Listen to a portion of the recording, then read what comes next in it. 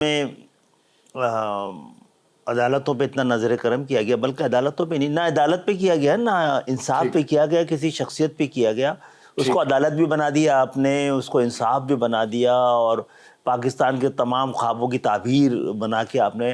کبھی ہوتا ہے جج سڑکوں پہ آ جائیں، سیاسی انداز میں ہو جائیں، سیاسی جماعت کا طریقہ ہو.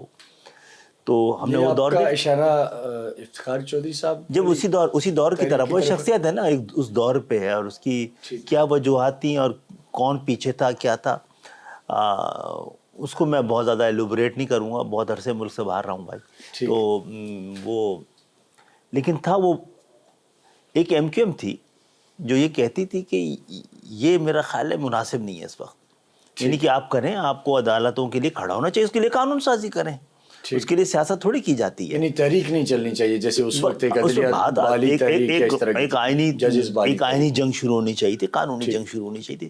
پھر اس کے پیچھے جو پولیٹیکل پارٹی آ کے کھڑی ہوئی تو سب کو آبویس تھا کہ اس کا ایجنڈا یا وہ پولیٹیکل ہے، اس کا ایجنڈا عدالت اور انصاف نہیں ہے. ٹھیک. تو اس کا کیا ہوا، اس کے اثرات ابھی تک موجود ہیں. آؤٹ آف پروپورشن عدالتوں کو کے بجائے عدالتوں میں بیٹھنے والے ججوں کو دے دیا گیا اختیار، انہی کو انصاف بنا دیا گیا. پھر ہم نے تو بڑے تماشے دیکھے اس کے بعد، اور بڑا ضروری تھا کہ جو مقننہ عدلیہ انتظامیہ ہے اس کے درمیان ایک بیلنس قائم ہونا چاہیے. ٹھیک. اچھا، آپ بیلنس بھی کر رہے ہوتے ہیں نا، تو سب سے اہم فیکٹر جو ہے، جو 24 کروڑ لوگ ہیں، آپ اس کو بالکل اگنور کر کے آپ آگے بڑھ رہے ہوتے ہیں نا. ان سارے معاملات میں آپ نے اتنے بحران دیکھے ہوں گے. بحران کے پیدا ہونے اور بحران کو نمٹنے کے لیے جو ترکیب تھی، اس میں کتنا ریلیونٹ تھا پاکستان کی عوام؟ نہیں تھی، عوام کے لیے کچھ نہیں تھا. تو بہرحال یہ میرے نزدیک ضروری بھی تھا کہ آئینی معاملات کے لیے ایک عدالت ہو جو، ورنہ آپ نے دیکھا سیاست کے معاملے میں اور اس طرح کے ایشوز پہ عدالتوں کی پورے مینٹلی بھی اور وقت وائز بھی ساری انگیجمنٹ وہاں ہوتی تھی.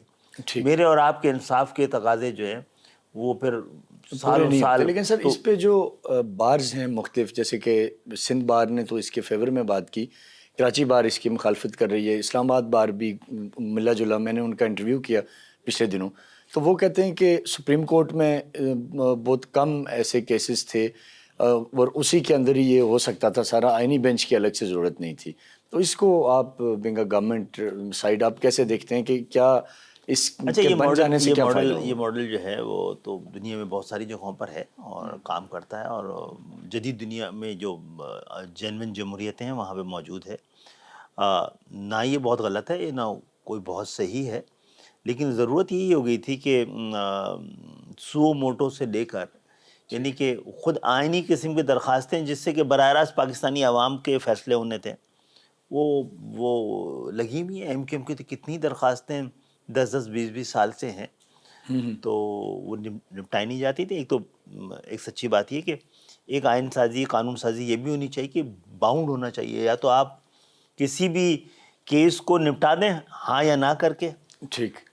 تو 20-20 سال تک کیس کو پڑا رہنا ایک ٹائم فریم ہونا چاہیے کہ اتنے عرصے میں آپ کیسز کو نمٹائیں. لیکن میں سمجھتا ہوں کہ اس میں 2-3 چیزیں بڑی ضروری تھیں. بعض اوقات ججز جو ہیں وہ 2-3 مہینے کے فرق کے ساتھ ہی ان کی سینیورٹی ہوتی ہے، لیکن ان میں بعض صورتوں میں اس بات کا امکان ہوتا ہے کہ دوسرے نمبر یا تیسرے نمبر یا چوتھے نمبر میں کوئی بہت ہی قابل آدمی، کوئی آؤٹ آف پروپورشن ذہین آدمی، یا اس کی پوری کیریئر، اس کا کردار ایسا ہو کہ اس کو وقت سے پہلے آنا چاہیے. ورنہ تو یہ اختیار تو کسی کے پاس ہونا چاہیے. اب یہ ڈر ہوتا ہے کہ جن لوگوں کے پاس یہ اختیار ہوگا وہ صحیح لوگ ہیں یا نہیں ہیں. تو قومیں اس طرح کے دور سے تو گزرتی ہیں. اس پہ بھی کیونکہ کئی ایسے فورمز ہیں، بالخصوص پی ٹی آئی، ان کا بھی وہ زیادہ خوش نہیں ہے کہ 3 ججز کے نام آئے اور ان میں سے پھر جسٹس سیاح آفریدی کو بنایا گیا. تو گورنمنٹ اس حوالے سے کیا؟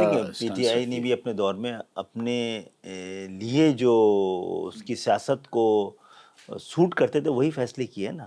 اس سے الگ ہٹ کے کیا کرتے تو آج ہمیں یہ دن نہ دیکھنے پڑتے. ہم نے بھی سوچا تھا کہ 2-3 سیاسی جماعتوں سے نکل کے ایک چوتھی سیاسی جماعت شاید آئی ہے. ٹھیک. تو وہ، لیکن میں خان صاحب سے کہتا تھا کہ بھئی آپ آپ کی جماعت میں تو صرف آپ کو تجربہ نہیں ہے، باقی تو آپ کی پوری ٹیم کو کئی جماعتوں اور کئی حکومتوں کا تجربہ ہے. تو جو اسٹیٹس کو کے لوگ ہیں صحیح. ان کے ساتھ ہی آپ پاکستان میں جو بھی سیاسی جماعتیں آتی ہیں انہی چہروں کو لے کے چلتی ہیں، اسی طرز فکر کو لے کے چلتی ہیں. جناب اس سے الگ ہٹ کے بھی انتظام اور معاملات ہیں اور گنجائش ہے پاکستان کی سیاست میں. الیکٹیبل تو خود جمہوریت کے لیے بہت بڑی گالی ہے کہ کچھ لوگ ان کو عوام کی ووٹ سے زیادہ والا نہیں کہ عوام جبرن ووٹ دیں گے، ان کی طاقت ایسی ہے.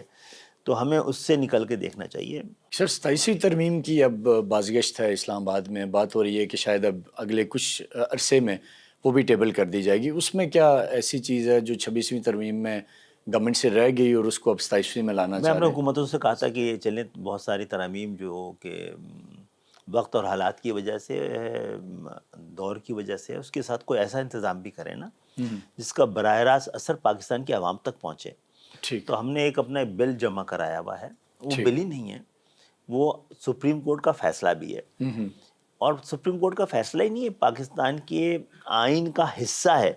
یہ عیاشی پاکستان دنیا میں کسی ملک کے حکمران کو نہیں ہے کہ آپ آئین کی موجودگی میں آئین کی جو شق آپ کو سوٹ کرتی ہے اس پہ تو عمل کریں، اور جو سوٹ نہ کرتی ہو اس پہ عمل نہ کریں. یہ ممکن ہے؟ نہیں ہے. ہم باؤنڈ ہیں اس کو. تو آرٹیکل 140 سے پاکستان کے آئین کا حصہ ہے. ہم وہ 18ویں ترمیم میں ڈالا گیا تھا. ٹھیک. تو وہ تقاضا کرتا تھا ایک ایسے نظام کا جو دنیا کے ہر مہذب ملک میں، ہر طاقتور ملک میں، ہر تہذیب یافتہ ملک میں، جینوئن جمہوریتوں میں ہی سب سے موجود ہے. دیکھیں بنیادی جمہوریت کی عدم موجودگی میں جمہوریت کی عمارت کیسی کھڑی رہ سکتی ہے؟ اور نہیں رہی ہے پاکستان میں. جاگیردارانہ جمہوریت کو تو بڑی بے شرمی سے ہم جمہوریت کہتے ہیں. ٹھیک. تو ہم نے تو، اور یہ نہ ایم کیو میں اسپیسیفک ہے نہ ہی کراچی اسپیسیفک ہے. آپ کا جو مین اس کا کیا اس میں یہ ہے کہ بھائی کیا ریلیف ہے لوگوں کے لیے، کیا اس میں یہ کہ جمہوریت کے ثمرات عام پاکستانیوں کی دہلیز تک نہ پہنچیں، تو ایسی جمہوریت کی پاکستان کو ضرورت ہے کیا؟ ٹھیک. تو ایک ایسی جمہوریت جس میں کہ بنیادی انسانی حقوق اور بنیادی انسانی ضرورت لوگوں کو فراہم کی جا سکے.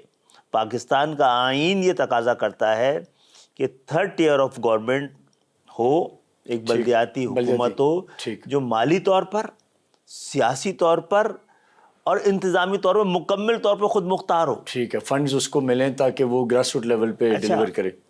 پھر اس میں یہ ہے کہ اس کو بھی تیسری حکومت کے طور پہ تسلیم کیا جائے. اور یہ کہ ایک میئر اپنی مدت پوری کر لے، ٹھیک، تو اس کے بعد آپ ایک الیکشن کے لیے اور دوسرے میئر کے آنے تک آپ ایک عبوری حکومت بنا دیں. چلیں. ٹھیک. لیکن جس طرح قومی اسمبلی اور صوبائی اسمبلی کے انتخابات وقت پہ ہونے چاہیے، اسی طرح بلدیاتی انتخابات بھی وقت پہ ہونے چاہیے. ہمارے یہاں مسئلہ یہ ہے کہ ایک دفعہ ہو جائیں گے پھر سالوں سال دوبارہ نہیں ہو پاتے. تو یہ آئین نے تو اجازت نہیں دی بھی. ٹھیک. لیکن اس میں سر عام آدمی یہ سمجھتا ہے کہ جو پولیٹیشین ہے، یعنی جیسے آپ بھی ایک سیاستدان ہیں، وہ نہیں چاہتے کہ نئی لیڈرشپ ابھر کے سامنے آئے. وہ رکواتے ہیں کیونکہ ایم این اے کا رول ختم ہو جائے گا، ایم پی اے کا رول، فنڈز جب ہم تو ہیں، لیکن اس سے الگ ہٹ کے دیکھنا چاہیے نا کہ کون ایسا کام کر رہا ہے جس سے پاکستان کا پورا نظام جو ہے دہشت زدہ ہے، جس لیے دہشت گرد کہا جاتا ہے ان لوگوں کو. وہ یہ ہے کہ آپ ایسا ایم پی اسمبلی میں بھیج دیں جو موٹر سائیکل پہ جاتا ہو. ٹھیک. تو یہ تو بہت بڑا پیغام ہے پاکستان کے تمام نوجوانوں کے لیے. تم کیوں نہیں جا سکتے جو موٹر سائیکل چلاتے ہو؟ اگر تمہارے پاس ایم بی بی ایس کی ڈگری ہے، تم نے ماسٹرز کیا ہوا ہے، تم انجینئر ہو، تو تم کیوں نہیں جا سکتے ہو؟ اور بھائی ایم کیو ایم تو مستقل رکاوٹ کہاں آ رہی ہے؟ یہ آپ کا رکاوٹ یہ ہے کہ یہ جاگیردارانہ جمہوریت کو سوٹ نہیں کرتا ہے. یہ کہ سندھ کے حوالے سے پرٹیکولرلی بات کریں تو کیا پیپلز پارٹی اس پہ آپ کے ساتھ آن بورڈ آئے گی؟ People's Party is very much a part of this feudal democracy. تو یعنی وہ ایک رکاوٹ ہم سمجھ سکتے ہیں. سبھی رکاوٹ ہیں. جو مسودہ تھا 26ویں ترمیم کا بھی، اس میں بھی اکثر جو اسٹیک ہولڈرز تھے وہ کہتے تھے ہمارے پاس آئے ہی نہیں ہے. پھر آخری دنوں میں برل کہیں اس کے اوپر بات ہوتی رہی. تو کیا میرا خیال ہے آخر تک کنسنسس ہوا تھا یا واقعی ایسا ہی تھا کہ میرا خیال ہے آخری وقت میں ہی کہ واٹس ایپ تو نہیں ہوا یا تھا پہلے سے؟ نہیں ہوا ہے، لیکن اس کے لیے ٹائم کم ملا. اس پہ نقطہ دانی اور نقطہ چینی آخر تک جاری رہی. ٹھیک. اور دیکھیں ہمیں بھی اتنا مجبور کر دیا گیا ہے کہ ہم نے بھی کچھ معیارات بنا لی ہیں، اس سے الگ ہٹ کے غلط ہے صحیح ہو رہا ہوتا تو ابھی ہم اپنے آپ کو وہ پلیئر نہیں سمجھتے، ہم سمجھتے ہیں ہم بیسک ٹھیک کروا دیں نا پاکستان کا. ٹھیک. جب تک بنیاد نہیں صحیح پڑے گی اس وقت تو عمارت بھی نہیں بن پائے گی، تو ہم تو ابھی بنیاد کے پیچھے ہیں. ایک ضروری